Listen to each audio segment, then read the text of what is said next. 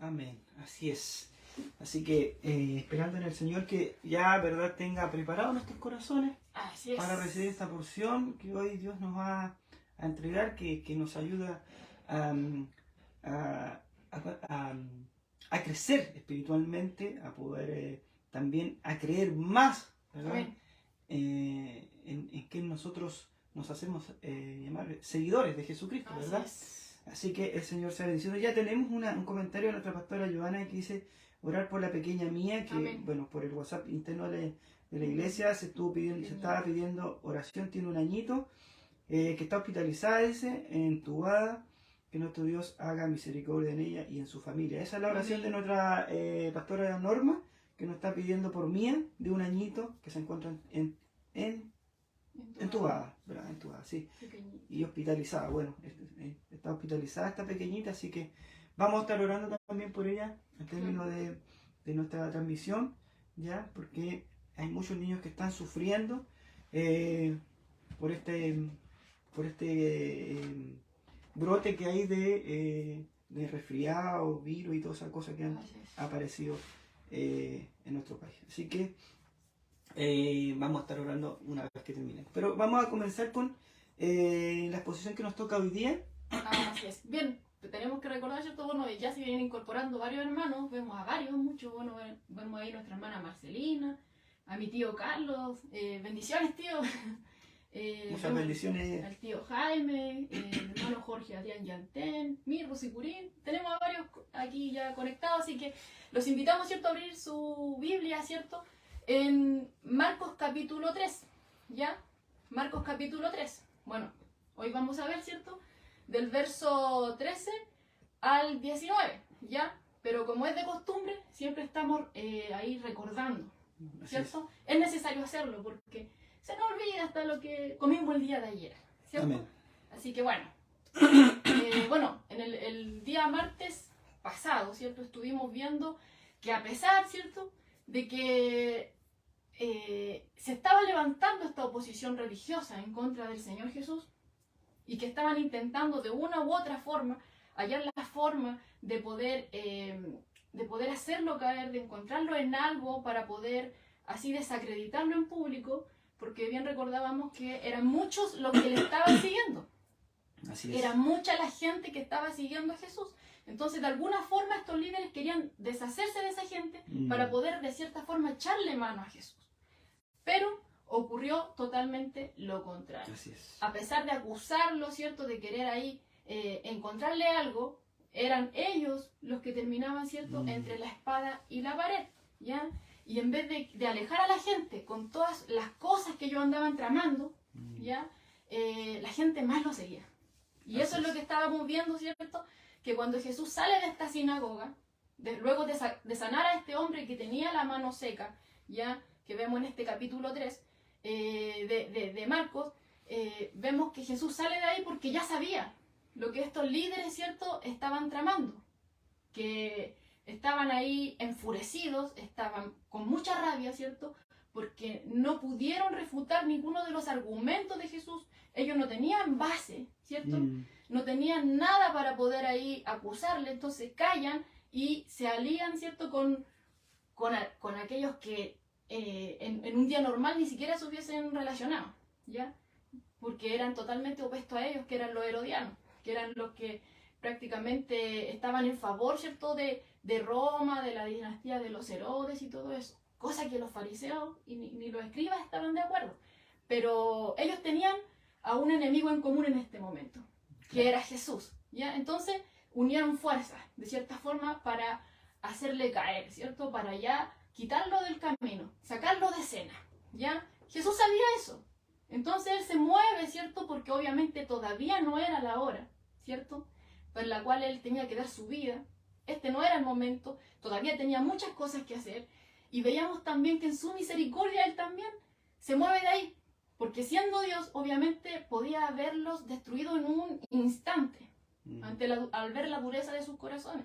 Pero ahí vemos a un Dios misericordioso, ¿cierto?, que es lento para la ira y grande en misericordia, que a pesar de la dureza del hombre, ¿cierto?, aún está esperando que el hombre proceda al arrepentimiento, ¿cierto? Amén. Entonces él se mueve de ahí, y estas multitudes le siguen. Veíamos que venían no solamente de Jerusalén, sino que venían, ¿cierto?, de otros lugares también, de los alrededores. Ya veíamos que venían algunos de Tiro y Sidón, que eran lugares donde predominaban los gentiles, ¿ya? Aquellos que no eran judíos, ¿ya? Pero que se estaban uniendo a estas masas. Venían otros del otro lado del Jordán, y así otros más del sur de Jerusalén, de Edom. Venían y se unían a estas masas porque habían oído acerca de los milagros que Jesús estaba haciendo.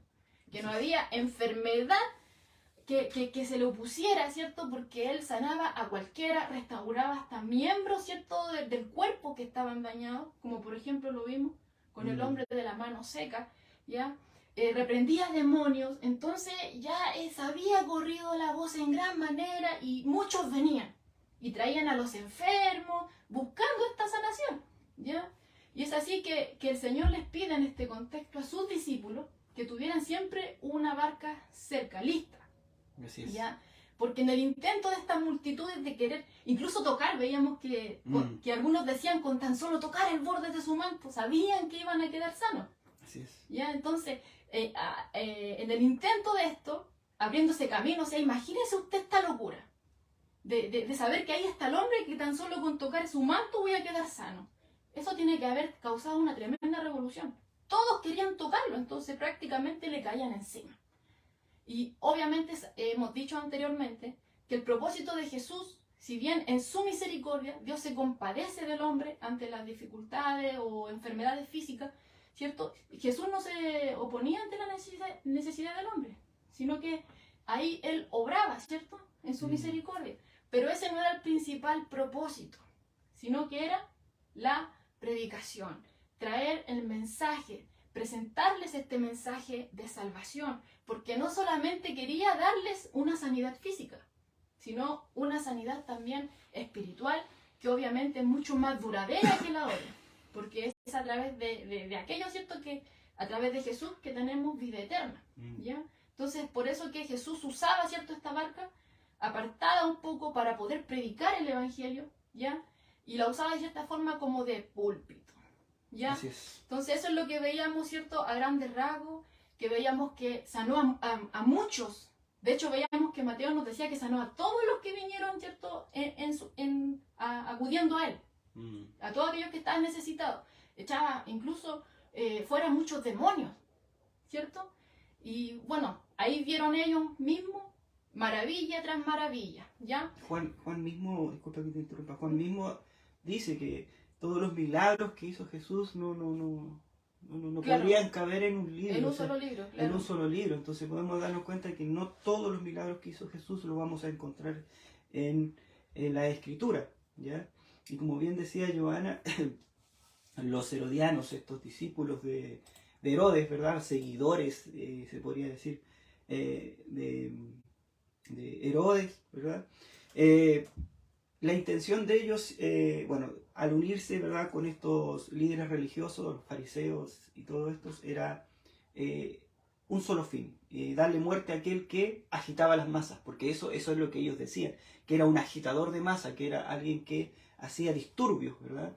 Que no guardaba la paz. Que no guardaba la paz, pero no era eso, sino que lo que ellos no les gustaba, ¿verdad?, era como bueno, ellos lo decían, o sea, que no les gustaba que se hiciera llamar Dios, o sea, o hijo de Dios, ¿verdad? O sea, no les gustaba eso, no les gustaba que él estuviera haciendo, que llevara ¿cuánto se llama? Ay, se me fue la palabra.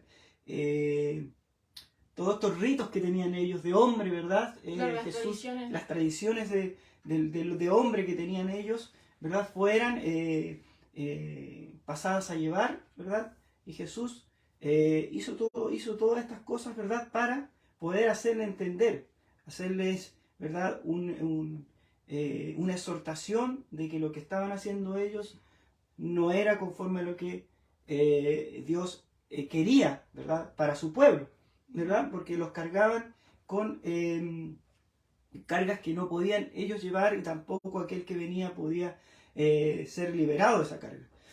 Entonces, en ese contexto, ¿verdad? En que ahora pasamos a los versículos siguientes, el 13, en el cual ya sabemos que se está planeando todo para que estos hombres cumplan con el plan que tenían, que era llevar a cabo, ¿verdad?, la muerte de Jesús.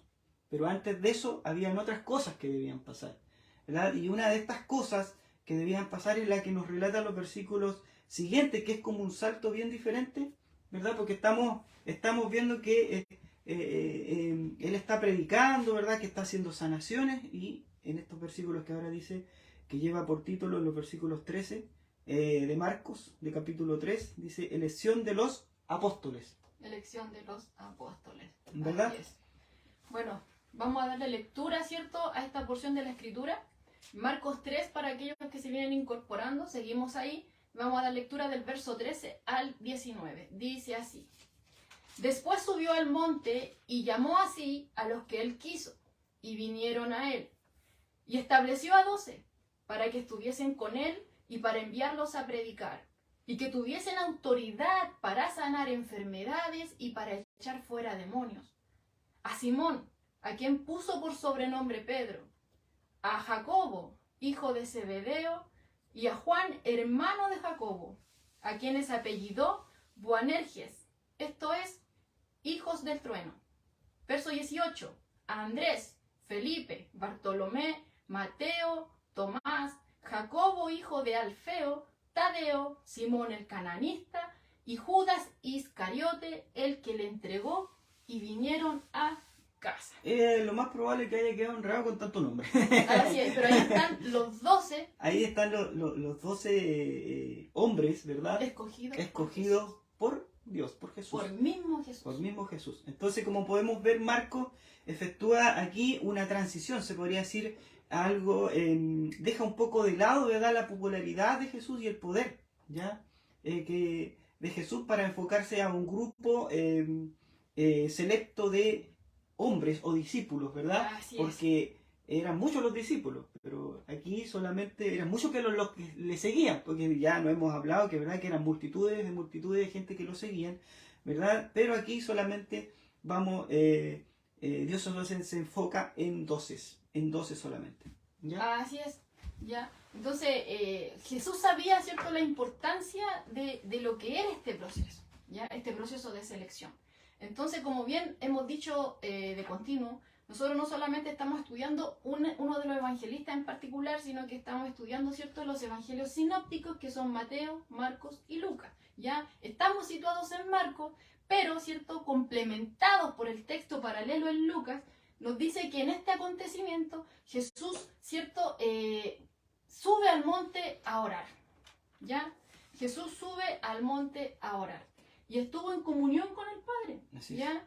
Eso sale en Lucas 6:12, ¿ya?, que dice así: en aquellos días él fue al monte a orar y pasó la noche orando a Dios. Entonces, luego de tener esta noche, ¿cierto?, en comunión con su Padre, él llama así a los que él quiso, como nos dice acá Marcos, ¿cierto?, en el verso 13.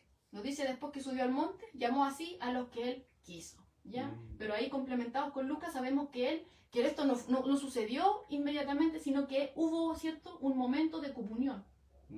Largas horas de comunión con el Padre, antes de hacer él esta elección. Y también importante también notar cómo Jesús, aquí iba a pasar algo importante dentro de todo esto. Y Jesús lo primero que hace es tener comunión con el Padre, ir al Padre, ¿verdad? Bueno, y muchas veces nosotros también tenemos un día, ¿verdad?, que a lo mejor se ve importante, que hay algo importante, alguna decisión que tomar, algo que es importante para nuestras vidas, ¿verdad? Y hay que tomar una decisión y hay que hacer algo importante. Entonces, ¿qué hace Jesús acá? Va donde el Padre, va a orar, va donde el Padre para tener, ¿verdad?, esa la dirección, todas las cosas. Claro, la confirmación, la dirección correcta, y que también sea el Padre, ¿verdad?, el que lo guíe en todo esto que Él hace. Entonces, también tenemos una lección de vida para nosotros aquí, Así es. que es muy importante no dejarla atrás tampoco, porque siempre, ¿verdad? Nosotros deberíamos estar en esa condición, porque en la vida de nosotros como hombres, ¿verdad? Es difícil en este mundo, o sea... Porque, de hecho, si el mismo Hijo de Dios, aquí en su ministerio terrenal, ¿cierto?, lo hizo de esa forma, ¿cuánto más nosotros?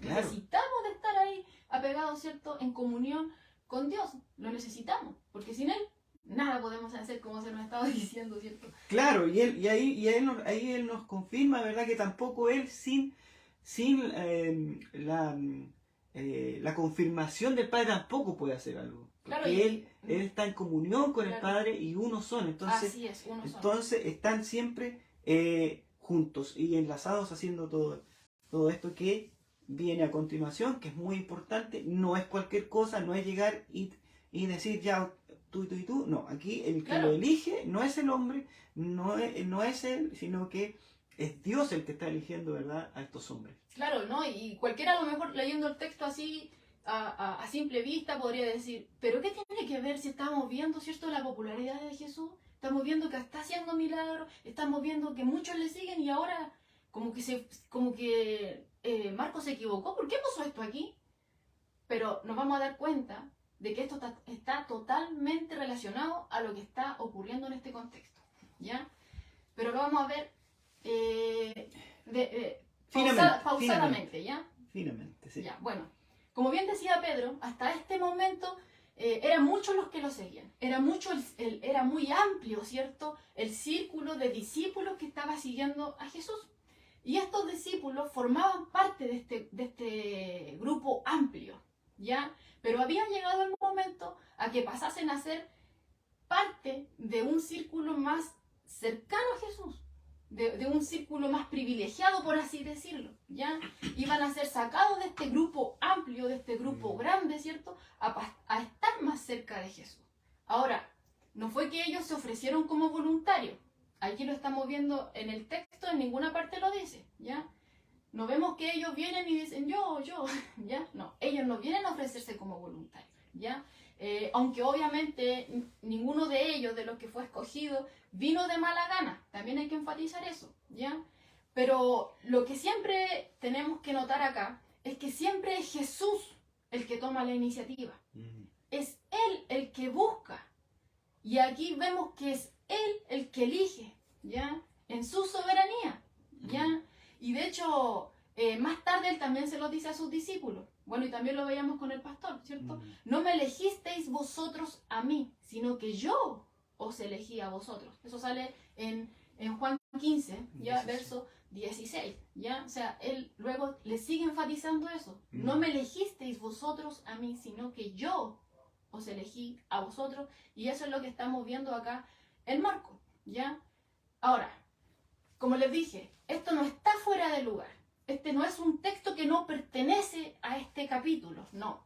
Es necesario que esté ahí y está en el lugar oportuno, ¿ya? Porque es que Jesús elige a estos 12.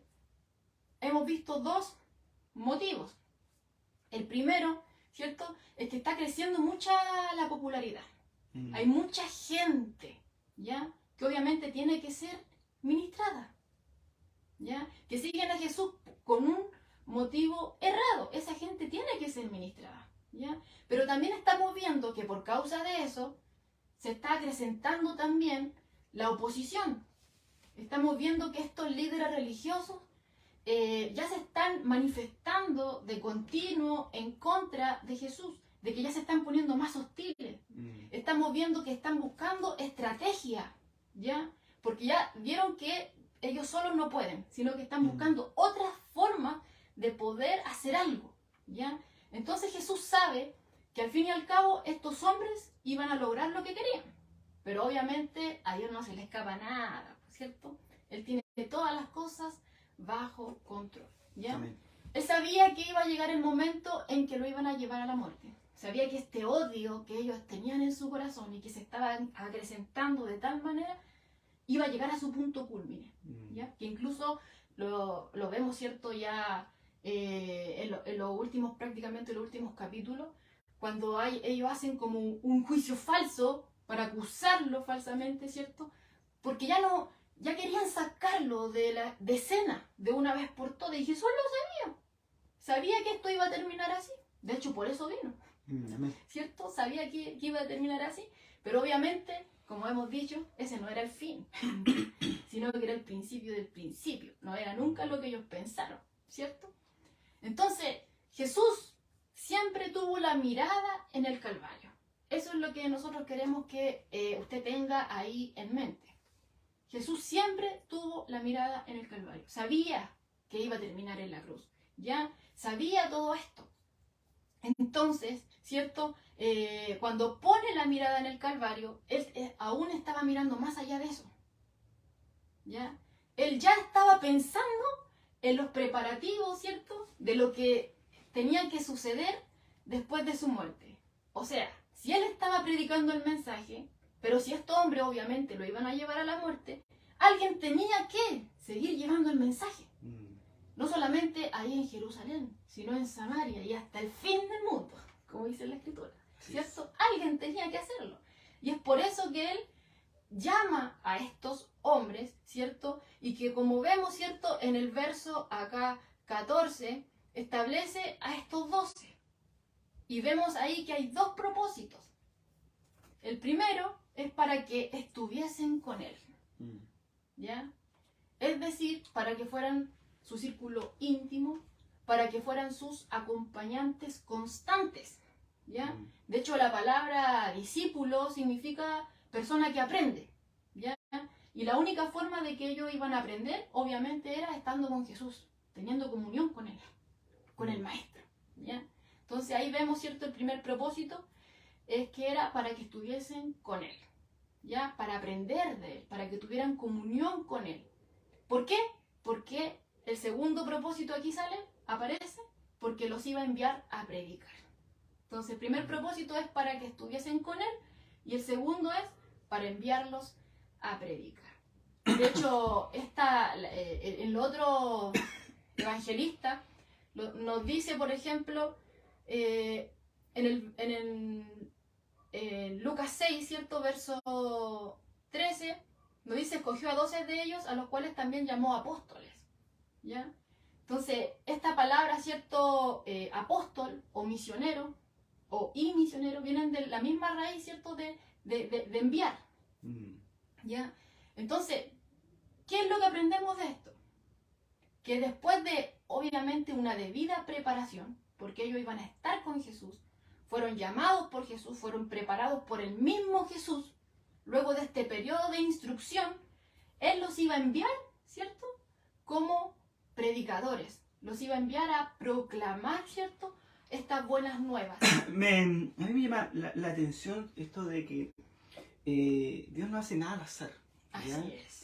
Porque no es que Él haya elegido, ¿verdad?, a 12 hombres, bueno, y más adelante vamos a ver las características de estos hombres, a estos 12 hombres que, aunque o sea, no piense que estos hombres son especiales, más adelante lo vamos a ver.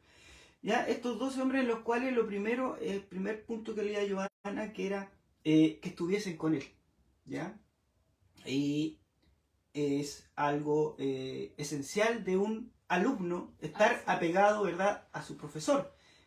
Ver y ponerle atención de lo que él está haciendo y lo que está enseñando, ¿verdad? Jesús enseñaba, predicaba, ¿verdad?, y hablaba con toda la gente por igual. Pero ahora en este momento iba a haber algo más íntimo y que siempre nosotros hablamos que es que el cristiano tiene que tener una intimidad con Dios.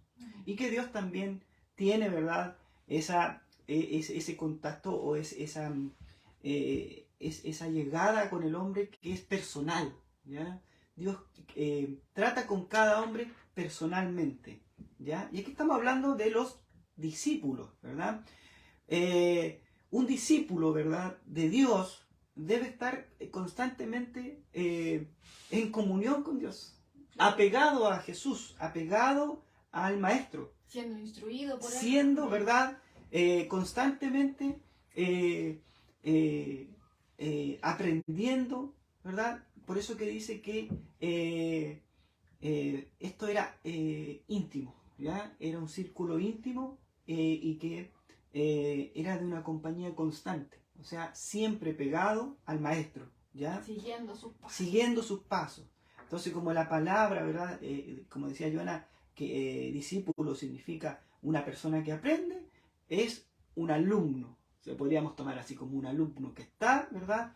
Aprendiendo, ¿verdad? Para poder cumplir, ¿verdad? Una misión que, bueno, en este caso, Dios pone en los hombres, a sus discípulos, no solamente a ellos, sino que también nos corresponde a nosotros como discípulos, o sea, no podemos dejarlo atrás tampoco, ¿verdad? Nosotros somos seguidores de Jesús, esto debería estar dentro de nosotros, esto de estar constantemente en comunión con Dios, constantemente aprendiendo de Jesús, porque hay un propósito detrás de todo este aprendizaje, una vez que ya Dios no es que te diga, anda y ve, no. Hay un proceso. Hay un proceso, ¿verdad? Y cuando tú ya tienes, ¿verdad? Esa comprensión, ya has aprendido de lo que Dios te dice que los envía, ¿verdad? Los envía a predicar. Los envía a predicar esa nueva noticia para la humanidad entera, ¿verdad? Que es de salvación en Jesucristo, ¿verdad? Que hay un regalo de Dios que es gratis, que usted no tiene que pagar, que usted no tiene que hacer nada, solamente tiene que venir a Jesús, ¿verdad?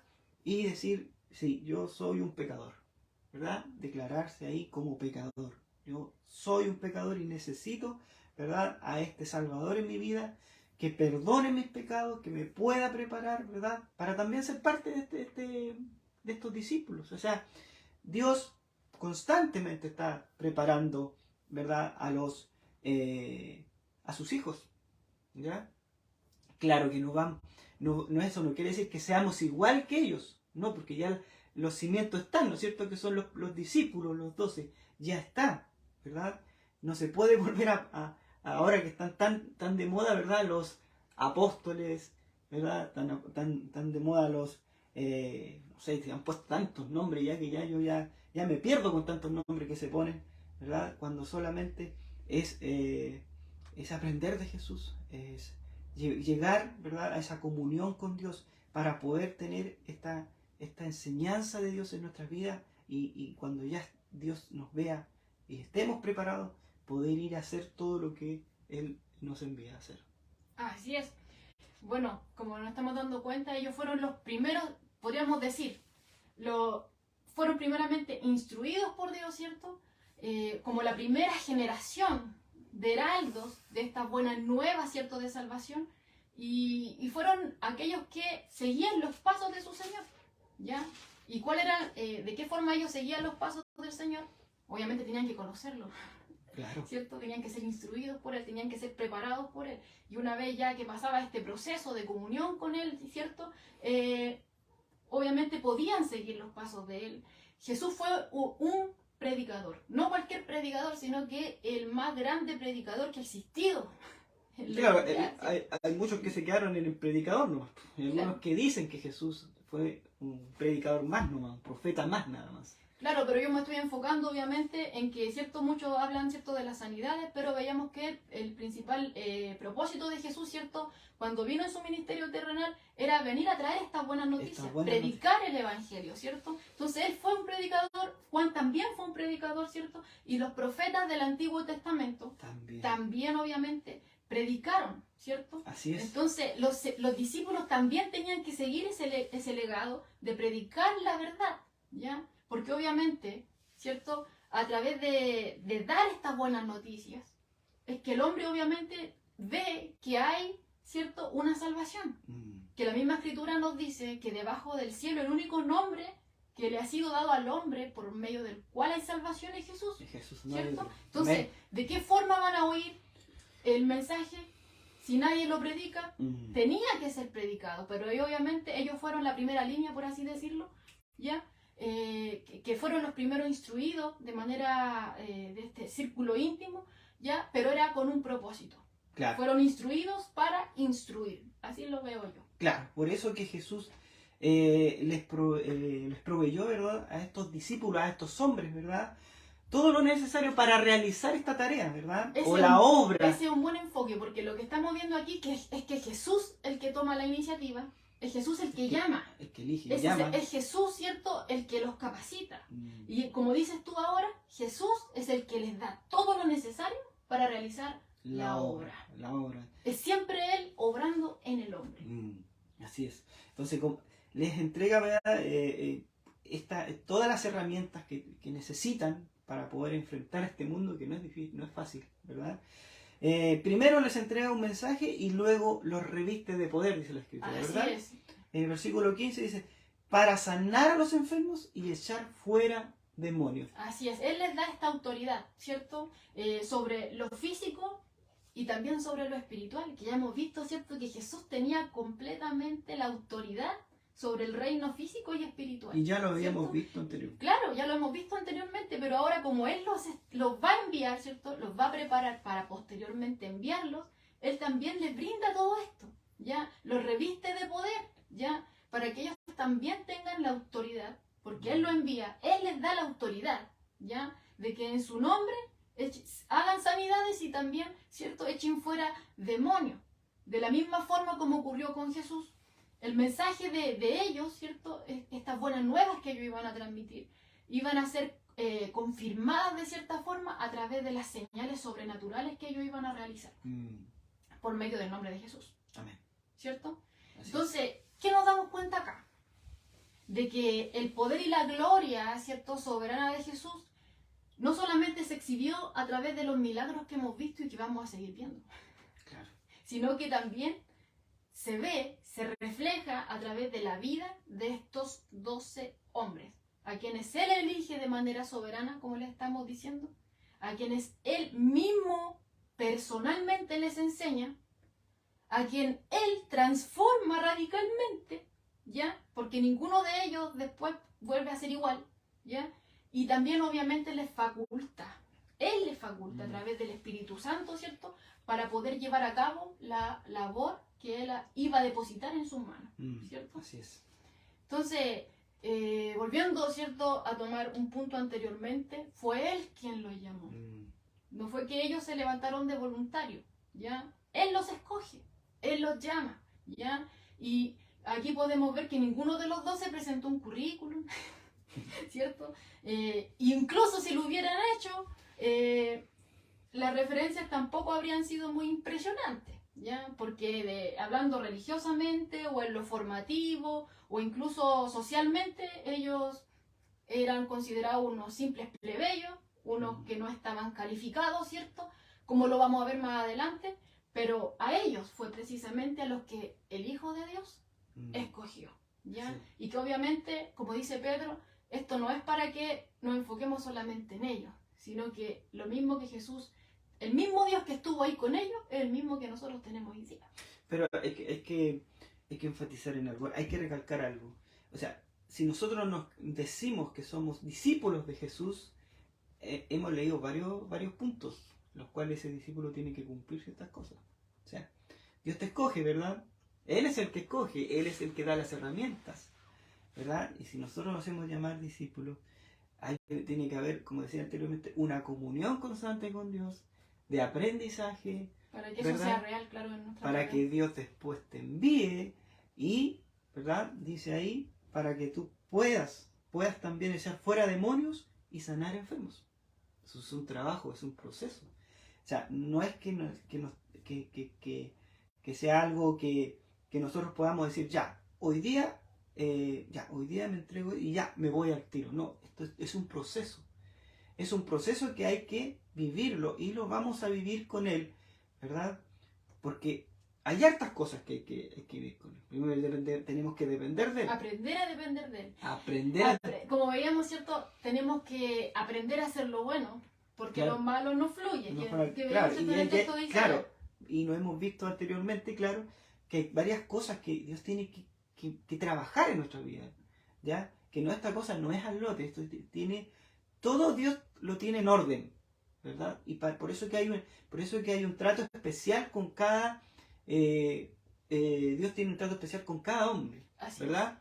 Y ese trato especial, ¿verdad? Va de la mano, ¿verdad? Con enseñanza, va con reprensión de repente, ¿verdad? Cuando salimos muy duros, Dios tiene que castigarnos de repente porque estamos muy estamos desenfocados. Desenfocados. Entonces Dios tiene que, y eso no quiere decir que Dios sea un Dios, ¿verdad? Que sea, oh, qué malo Dios, no. O sea, siempre lo hemos dicho, ¿verdad? Dios reprende que nada, porque lo quiere bien, lo quiere feliz, no en un lugar donde va a ser infeliz, ¿verdad? Y muchas veces, como bien decís tú, decimos nosotros, ¿verdad? Y nosotros tendemos, ¿verdad?, a desviarnos.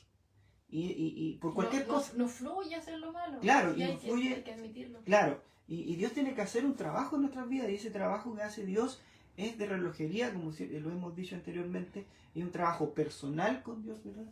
En el cual Dios tiene que ir enseñándonos. Yo siempre me viene a la cabeza esto de que tengo que aprender a caminar de nuevo, ¿verdad? Tengo que aprender a caminar de nuevo con Jesús, porque yo no sé caminar.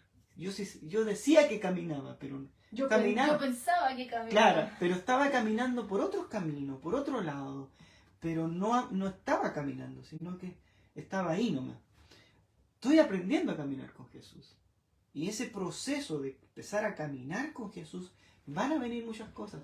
Y a mí, yo te digo, o sea, la gente, mis propios compañeros dicen, no, es que yo no hago nunca el bien, porque cada vez que hago el bien, algo malo me pasa. Claro, porque estás haciendo algo, ¿verdad?, que le desagrada ¿a quién? Al diablo, al que está en contra, le desagrada, ¿verdad? Y como tú eres uno de ellos, cuando tú haces el bien, ¿qué va a pasar? Va a haber ahí un tira y afloja. Te va a decir, no, te hiciste bien, pero esto está mal. No te va a ir bien si tú haces bien. Tienes que hacer el mal para que te vaya bien. Entonces hay algo que Dios tiene que hacer en la vida del hombre. Hay algo que Dios... Claro, ese punto, perdón que te interrumpa, es tomado en muchas áreas. Tenéis que hacer lo malo para que te vaya bien. Claro. Porque, por ejemplo, ¿cierto? La otra vez igual conversábamos, mucha gente para obtener los beneficios del gobierno miente. Así es. Para poder tener el beneficio, ¿cierto? Sí. Entonces eso también abarca muchos ámbitos. Sí, sí. Entonces como podemos ver, mucha gente no... y ahí vemos, yo ahí veo la condición del hombre, ¿verdad? Que yo una vez, en un tiempo también estuve en esa condición. O sea, ahí es cuando viene también el amor de Dios que nuestro pastor nos ha hablado mucho el día domingo, ¿verdad? Que es el amor de Dios en nuestras vidas. Cuando el amor de nosotros no nos mueve a nada, tenemos hay diferentes, y nosotros los vimos en el estudio, diferentes tipos de amor, de padre, de madre, de hermano, de tío, de amigo, de matrimonio, y todo eso. Ya, pero el amor de Dios es diferente. El amor de Dios se mueve en otros ámbitos. Un amor que no espera nada a cambio. No espera nada a cambio. Entonces ahí es cuando empezamos, ¿verdad?, a ver y a dar, como decía el pastor. Es un amor sacrificial que se ve reflejado. Y empieza, como decía nuestro pastor, a dar fruto, ¿verdad? Porque es un amor, ¿verdad?, que es diferente al mundo, que no espera nada a cambio, que es sacrificio, ¿verdad? Es un sacrificio constante, pero está entregado por Dios. Amén. Y Dios es el que nos entrega eso a nosotros. Si nosotros queremos amar a Dios, ¿verdad?, hay que orar en esa dirección, como decía nuestro pastor, ¿verdad? Orar para pedir, ¿verdad?, que podamos llegar a esa gracia que Dios quiere en nosotros, que podamos llegar a amarle a Él, ¿verdad?, como Él nos pide que lo amemos. No de boca, porque yo puedo decir que amo a Él, pero no lo estoy amando como tiene que ser. Claro, porque mis obras me delatan. Claro, mis obras me delatan. Entonces, yo siempre lo he dicho, yo me retengo de decir eso. Y yo amo a Dios. Y yo todo lo que pido a Dios, poder amarlo como Él me pide que lo ame. ¿Entiendes? Entonces, vemos, bueno, me fui para otro, pero también va dentro de todo esto, es el proceso de que vive el hombre cuando acepta a Jesús, ¿verdad? Y cuando está pegado a Él, cuando está en comunión con Él, cuando camina, ¿verdad?, con Él, ¿verdad? Es un proceso. Y ese proceso, una vez que ya esté terminado, Dios empieza a hacer pasamos de curso, se podría decir, ¿verdad? Ya Dios puede decir, ya, ahora vas. Y cuando vas, no vas solo. Y tampoco vas así nomás, sino que vas investido de poder. ¿Verdad? Porque Dios va contigo. Así es. Entonces, hay que tener cuidado muchas veces, hermano, cuando uno dice, no, si yo puedo, yo sé que puedo. No, aquí no es que yo pueda. Y aquí es que Dios, si te capacitaste con el mejor, ¿estás capacitado realmente con Él? ¿Estuviste con Él? ¿Aprendiste de Él? ¿Realmente tienes el amor de Dios en tu vida? Como decía el pastor, ¿estamos dando frutos o no estamos dando frutos? Eso es lo que destaca, o se podría decir, se ve la diferencia en nuestras vidas. Y para allá vamos todos. O sea, yo creo, pienso, y en mi deseo de que todos vamos para allá. O sea, vamos a buscar eso, a buscar esa comunión constante con Dios, de poder, de poder llegar a esa perfección que Él es el que hace en nuestras vidas, de poder llevar ese fruto, de poder hacer su voluntad, de poder, sin ni siquiera ver, ¿verdad? Porque muchas veces decimos, yo no voy para allá porque el hermano no me cae mal, esa iglesia, no me gusta el hermano. Entonces, ya vemos, ¿verdad?, que hay cosas que de repente no deberían estar ahí. Claro, porque si nos enfocamos en ese punto, Jesús hubiera dicho, no quiero ir a la sinagoga porque ahí están los fariseos. Los fariseos que me caen mal, siempre me andan buscando algo, una yayita, para culparme, claro. Pero vemos, por eso que tenemos al mejor, ¿verdad?, maestro, al mejor profesor, ¿verdad?, al mejor hermano, amigo, como decía nuestro pastor, amigo, ¿verdad? Porque muchas veces el hombre no tiene amigos y el amigo que tiene te traiciona. Pero en Jesús tienes un verdadero amigo. No te va a traicionar, tú puedes contar con Él. Siempre y para siempre puedes estar con Él, contar con Él. ¿Verdad? Pero Él es Dios. Así es. Amén. Siempre reconociendo, ¿cierto?, nuestra posición. Nuestra posición. Bueno, como bien hablaba Pedro, ¿cierto?, la marca de los que son discípulos ya la estuvimos viendo. Aquellos que están revestidos del poder de Dios, aquellos que están en comunión con Dios, aquellos que tienen a Dios, se nota. Sí. ¿Ya? Aquí habían aquellos que decían de labios, como bien decías tú, es fácil decir, no, yo amo a Dios. Aquí habían algunos que sí decían de labios, de que incluso externamente reflejaban que eran la santidad suprema, por así decirlo, ¿ya? Pero aquí estamos viendo que con la elección de estos 12, ¿ya?, Jesús estaba haciendo una declaración de juicio a estos que tenían apariencia de piedad, a estos que de labios profesaban servir a Dios, pero su corazón estaba lejos de Dios. ¿Ya? ¿Ya? Porque aquí vemos, ¿cierto?, que Jesús estaba mostrando esta declaración de juicio al elegir a estos 12, ¿ya? ¿Por qué? Porque veíamos que los saduceos, en un principio lo veíamos, ¿cierto?, que se resintieron con él porque él limpia el templo. ¿Ya? Porque él reprende, lo desenmascara, ¿cierto?, de su sistema de avaricia, el sistema de corrupción que ellos estaban llevando a cabo, ¿cierto? Vemos a los fariseos y a los escribas que también se ofuscan, se enojan, porque Jesús se opone a las observancias, ¿cierto?, de su día de reposo, a estas reglas, ¿cierto?, que ellos mismos, estas tradiciones que ellos pusieron por sobre los mandamientos de Dios. Claro. ¿Ya? Y por el otro lado vemos a los que leíamos anteriormente, a los herodianos. Claro, que recordemos que ellos no eran una secta religiosa. Claro. Ellos eran, como decías tú, en otra parada estaban estos locos eran otro tipo de secta, claro, y que no tenían nada que ver con el pueblo judío o con los líderes religiosos. Era totalmente opuesto. Con los religiosos eran totalmente opuestos, claro, porque ellos estaban en favor de la dinastía de los Herodes, estaban en favor de Roma, sí, claro, pero ellos eran enfocados en lo secular. Los otros eran los religiosos. Aquí estamos enfocados en lo secular, con esto que nombra el Pedro, con los herodianos, ¿ya? Pero también tenían a Jesús, lo rechazan, ¿cierto?, porque lo tenían como un agitador, claro, que tenía que ser eliminado. Entonces vemos, ¿cierto?, que cuando todos estos que estaban en autoridad rechazan al Hijo de Dios, Dios también los rechaza a ellos. Así es.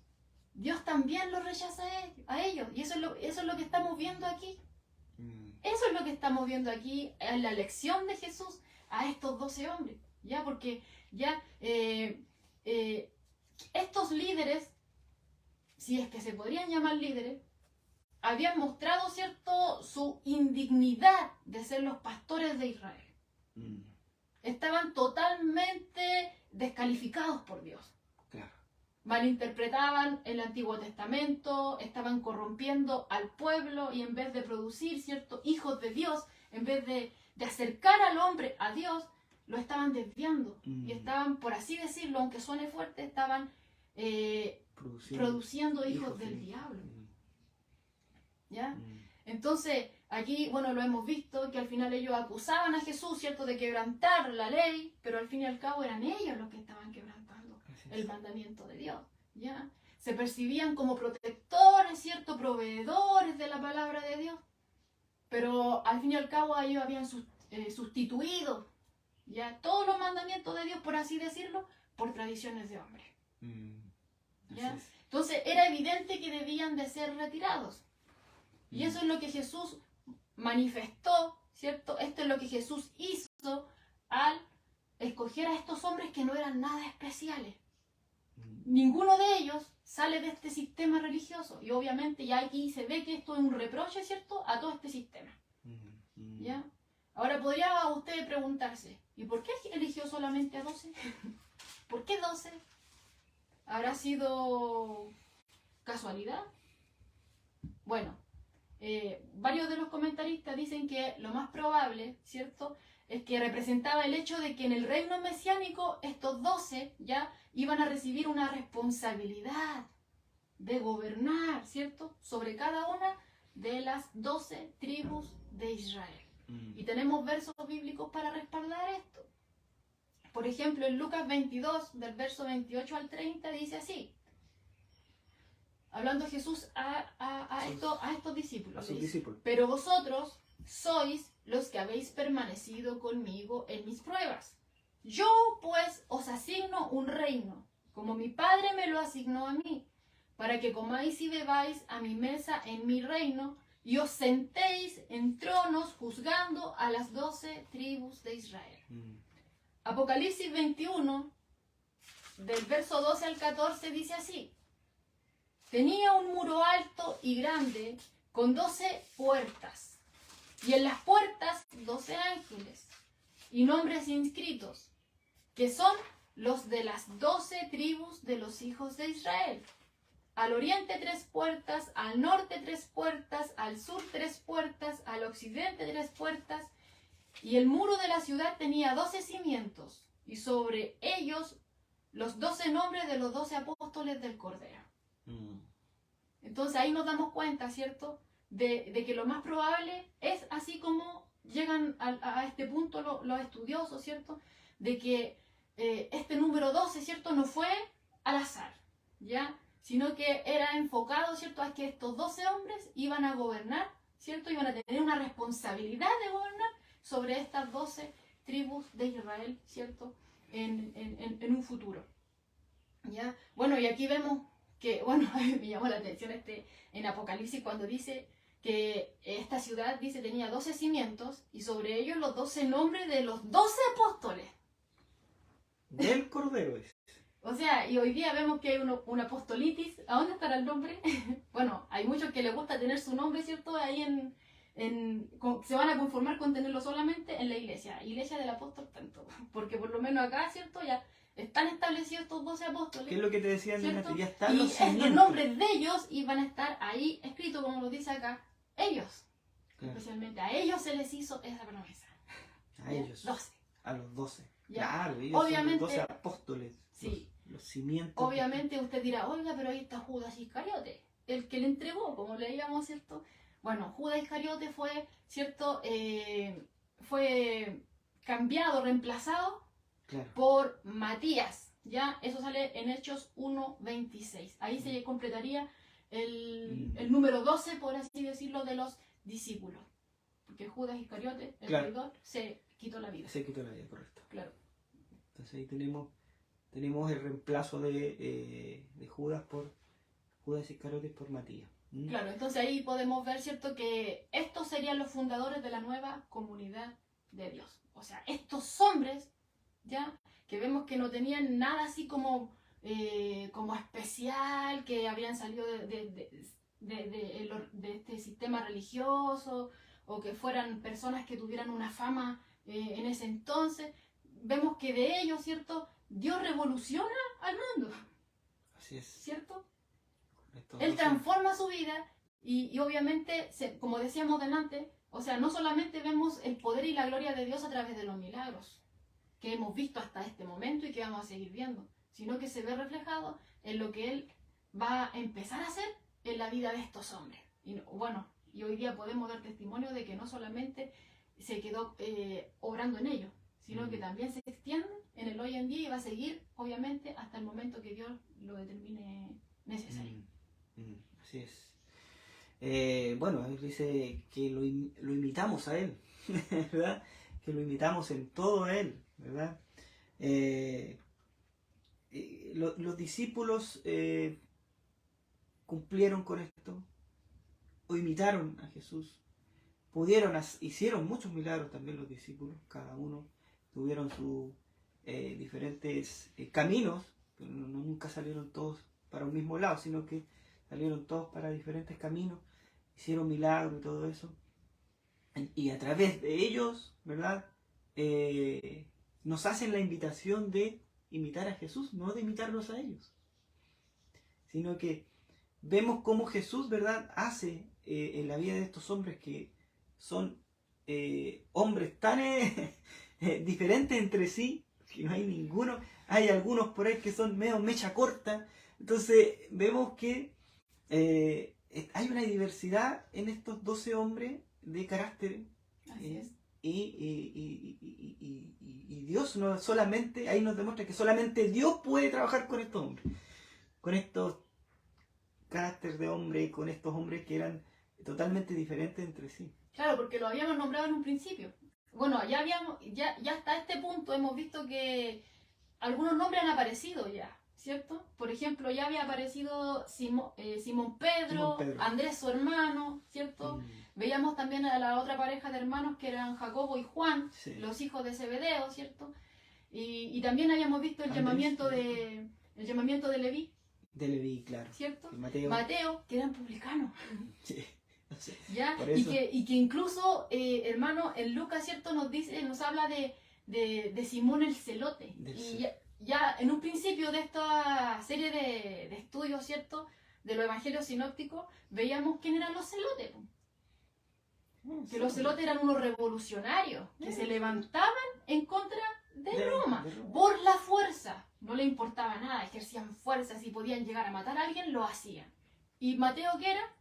Un publicano, era un recaudador de impuestos al servicio de Roma, que obviamente cuando lo estudiábamos, ¿cierto?, decíamos que los recaudadores de impuestos prácticamente eran considerados traidores, ¿ya? Y ellos, obviamente, su punto era obviamente conseguir cosas a su favor. No les importaba levantarse contra su mismo pueblo con tal de mantener su posición y lograr lo que ellos querían, ¿cierto? Porque tenían el respaldo de Roma. Si alguien se oponía a pagar lo que ellos establecían como justo, aunque fuese injusto a la vista de los demás, ellos fácilmente, soldaditos, ¿cierto? Claro. ¿Ya? Entonces podemos ver aquí a un publicano, a un ex publicano, Mateo, y podemos ver aquí un celote unidos por medio de Cristo. Así es. Algo que era totalmente opuesto. Simón el Celote no hubiera tenido ningún problema de matar a Mateo, ¿cierto?, si no hubiese tenido a Cristo.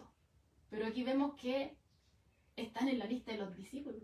De los discípulos. Y que es Cristo, obviamente, el que transforma la vida del hombre. Claro, decía que nadie puede decir que Dios escogió a los hombres perfectos. No, estos hombres eran totalmente imperfectos. Tenían totalmente los puntos de vista diferentes. Diferentes. Tan solo con nombrar este ejemplo que les di ya nos damos cuenta. Claro, o sea, eran totalmente diferentes de estos hombres entre sí, ¿ya?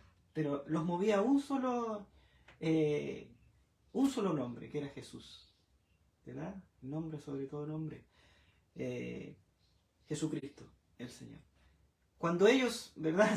Estos pámpanos, ¿verdad? La aplicación del pastor lo tengo acá en la cabeza. Estos pámpanos, ¿verdad? Dejan que esta savia fluya, ¿verdad? Estos pámpanos empiezan a cambiar. Ya no son ellos, sino que es Dios el que está alimentando, ¿verdad? Toda esa rama, ¿verdad? Y comienzan a dar fruto, ¿verdad? Aunque al principio, ¿verdad? Anduvieron confundidos con todo lo que pasó, ¿verdad? Pero Dios, ¿verdad? Viene y los confirma, ¿verdad? Pero vemos a estos hombres que están muy alejados del uno del otro. Son todos diferentes. Son todos hombres como son los hombres. Todos. Ahí vemos a un publicano que tú bien decías, ¿verdad? Que un hombre que andaba robando, haciéndole el mal a todos, no le importaba a quién, ¿verdad? Él cobraba nomás su parte. Se llenaba su bolsillo, no, claro. No le importaba. Y el otro no le importaba, ¿verdad? Sino mataba nomás y no, tampoco le importaba nada. Así que... Venía a Roma.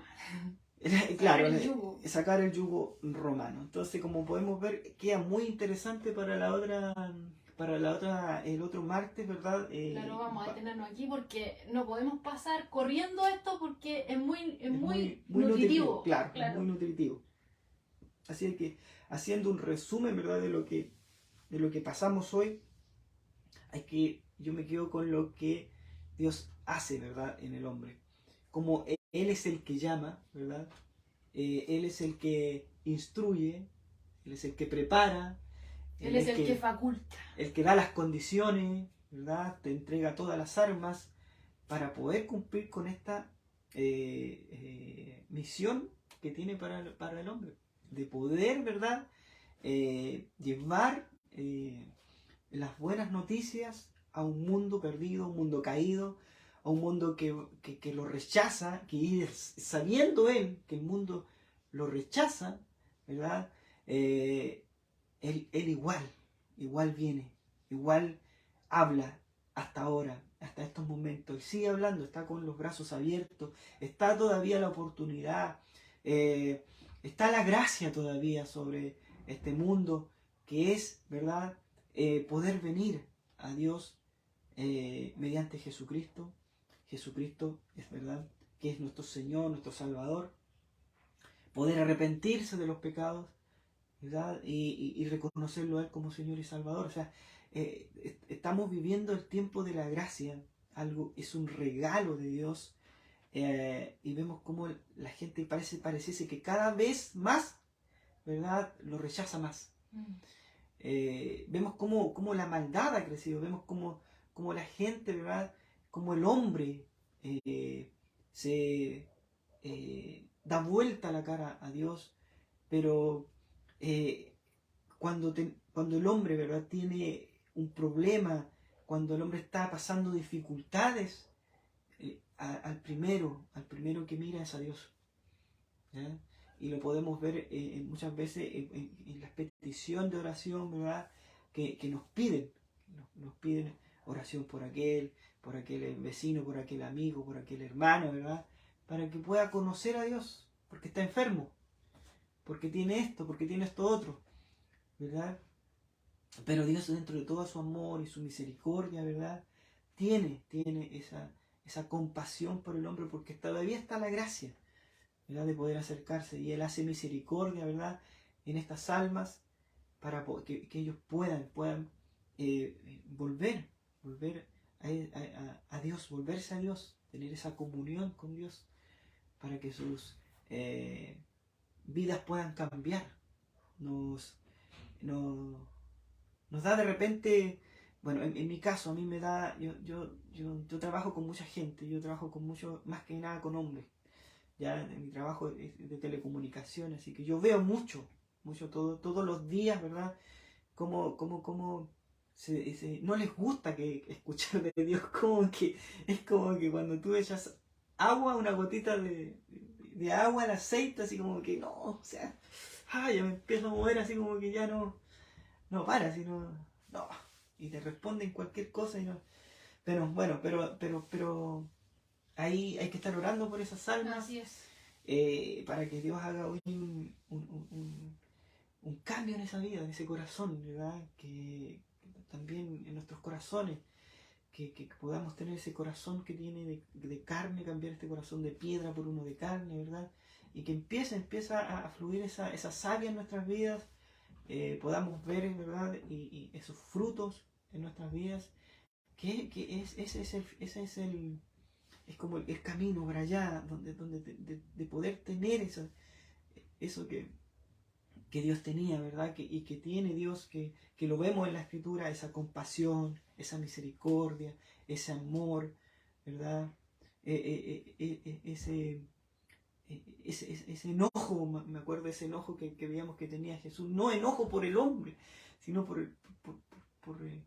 el rechazo que tenían contra él, por endurecerse, sabiendo y mostrándole tantas cosas a estos hombres, a estos religiosos, a estos líderes religiosos, que eran señales, ¿verdad?, de que él era el Mesías esperado, el Hijo de Dios, y ellos lo rechazan, ¿verdad?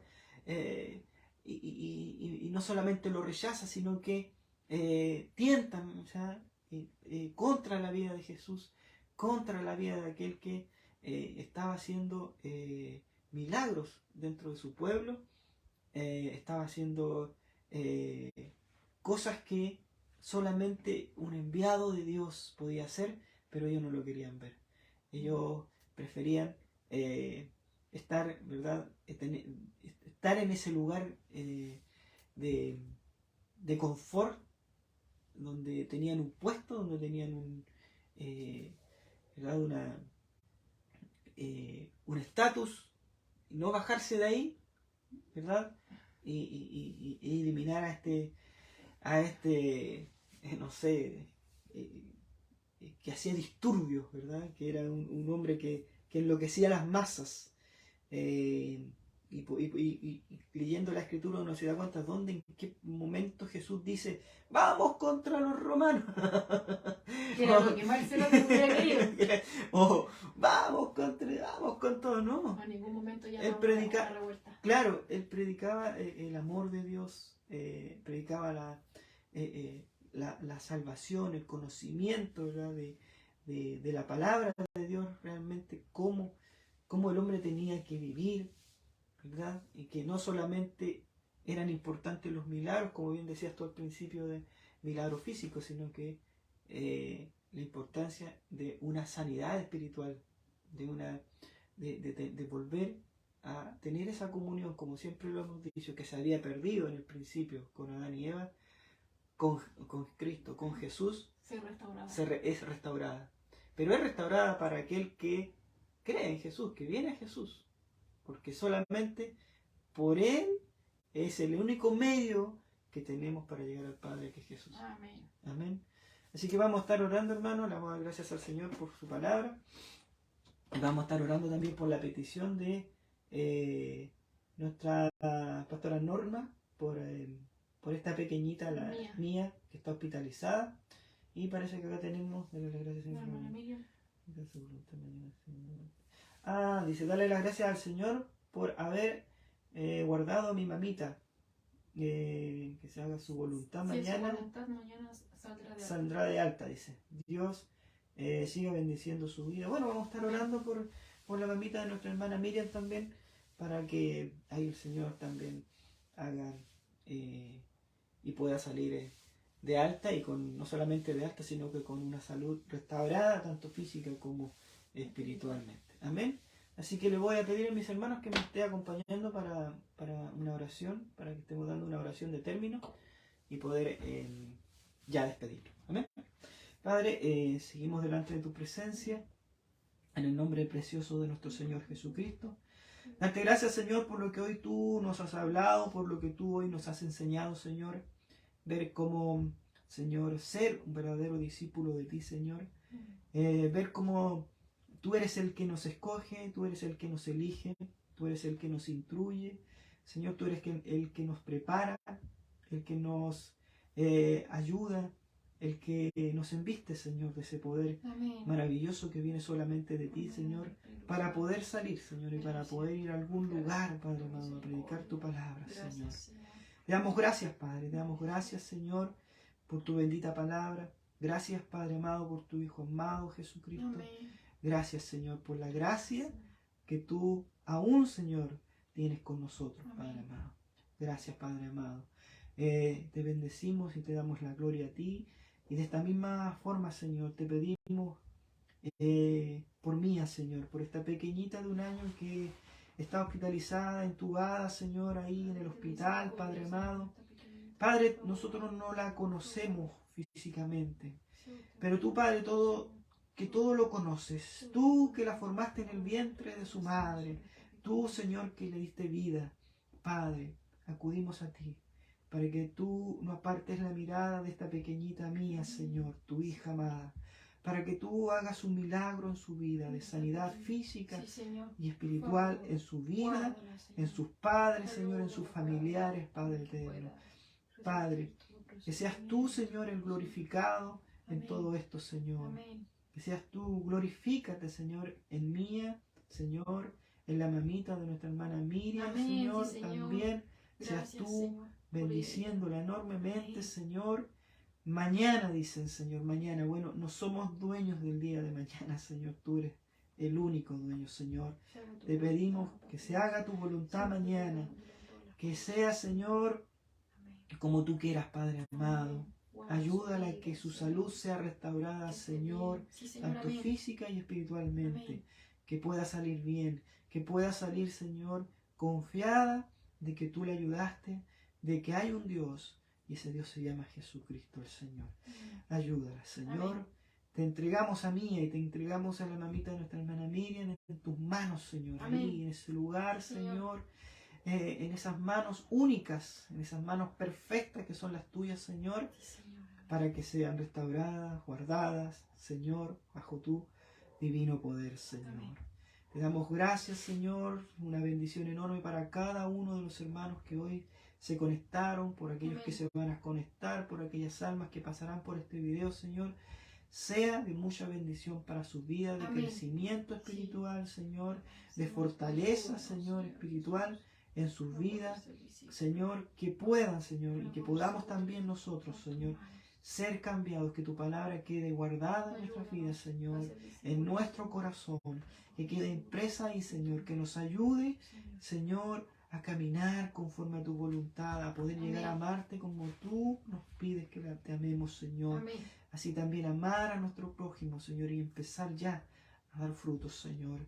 Ayúdanos, Señor, ayúdanos. Ayúdanos tú, Señor. Endereza tú nuestros pasos, Señor, nuestros caminos, Señor. Ayúdanos, Padre amado. Nosotros no sabemos hacer lo bueno, solamente con tu ayuda, Señor, podremos llegar a hacerlo, Señor. Si te clamamos a ti, Señor, te clamamos, Señor, para que tú seas en nuestras vidas, Señor. Seas tú y no nosotros, Señor. Haya más de ti en nuestras vidas que de nosotros, Señor. Ayúdanos a entregarnos.